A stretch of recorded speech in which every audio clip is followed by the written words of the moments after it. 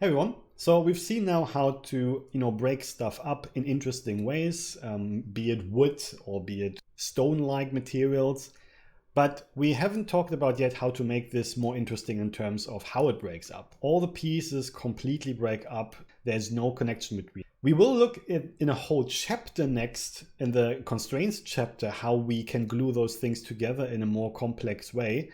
But there is a simple way of doing this before that, and this is why it's called RBD Clustering I, because we will look at Clustering II in the constraints chapter, where we'll use this concept further. What is RBD clustering doing? Well, if I just drop an RBD cluster node and drop it in, and you can ignore again the constraint connections, then you can see right away what it does. It keeps certain pieces together. So this bunch here, for example, will never break apart. It will always be calculated as a single piece. How is it doing that? Well, actually, we understand how it's doing that because all it does is here it says combined pieces. It changes the name attribute. So if we look here in the primitives, there is a name, and before it looked like this, of course, because we used an RBD material fracture, we have piece 0, 0, 0, 0, and then it goes down, and each level, which currently are 3, of course, there we have it, we have 3 fracture levels. The naming is based on that. Now what the RBD cluster is doing is, and we can actually show this with the cluster attribute, it takes a couple of pieces randomly based on a noise and says, okay, all those pieces just get the same name attribute. And this actually looks like this when you look at it. Here's cluster 2, and then there's cluster 3 and 4 and 6 and so on. And then interestingly enough, there are also a couple of pieces, like outliers, that are not part of anything to make it even more interesting.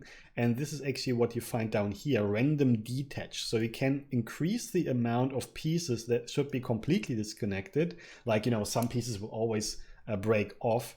And you can also lower this if you don't want it or turn it off completely. Let's actually do this. And since all those pieces now have the same name, the RBD bullet solver will understand that this is one object basically, and it will never break it apart. It's impossible now to break them apart. So really clever, simple idea, and it doesn't use anything new really. It uses it in a more complex way. And this can be a really simple way of, and if actually we can turn off the visualization and it still looks good. So here, if we turn everything off that tells us what's going on, you can see it feels a lot more natural all of a sudden when certain pieces stay together. Now, the disadvantage of this whole technique is actually, like I said multiple times, it cannot break at all. So even if you would now run a train into this, those pieces can never break apart. And we will look at ways in the constraint chapter where we actually glue things in a more loosely way together, which unfortunately is a bit more complicated. That's why it's a whole chapter. But this is kind of a simple way of imitating that concept by just, turning all of them into the same object with the same name attribute. Now let's do the same thing with wood finally. So before we've seen one possible way of breaking up wood is this. Instead of using the RBD material fracture, which does the clustering inside. And here it's really just the same again. We just drop an RBD cluster, and you can see when you have the visualization on what will be connected. And of course, you can change this in the size. So if you want bigger pieces, you actually lower the size because it's you increase the size, sorry. Then you have bigger pieces, shouldn't be too big, otherwise you have nothing that can break. Or you make them smaller and then you have, tiny pieces. So let's actually use something maybe like this, I don't know, or maybe, yeah, I think 1 is good, yeah. And then those pieces will stay together. And if you run this, you can see it looks like this. And let's turn off the visualization. And you can see this looks much more natural because now you really feel like some pieces stay together like in reality. And this is a really nice way of doing this. Now, I said it's already built in the RBD material fracture, which is only half true. So if you use the RBD material fracture and you use, the normal concrete material type, then you can see that it breaks apart. There it is. Okay, very simple for this now. And there is actually no built-in function for this to create clustering, weirdly enough. But when you switch it to wood, as we've seen, then you automatically get the clustering as part of the whole thing. So of course it takes ages, but here you can see cluster is already turned on. And if you visualize this, you can, if I make it visible, there you go. You can see that this is actually part of a normal wood RBD material fracture. But it's good to know that you don't have to rely on this system inside of the RBD material fracture. Now you've seen you can actually create something like this yourself with a single RBD cluster.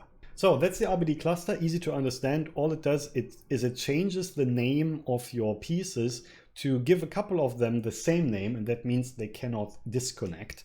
And you can change the scale of the pieces here. You can change the jitter, which doesn't do too much. It's just changing the variation, so to say. More interesting is the random detach, because you can create single pieces that are colorized here that will always disconnect. That makes it feel much more natural if you increase that. And then of course you have a seed to change the randomizer. And what you get then out of this is something that already looks much more complex, because certain pieces stay together and certain pieces break apart. And then this core concept that certain pieces should be glued together or stick together, we will talk about in the next chapter called constraints, where we use the same idea but in a bit more complex way, because there the constraints can be even controlled with different strength and all that. So anyway, that's RBD cluster. I hope this is helpful. Thanks very much and see you later. Cheers.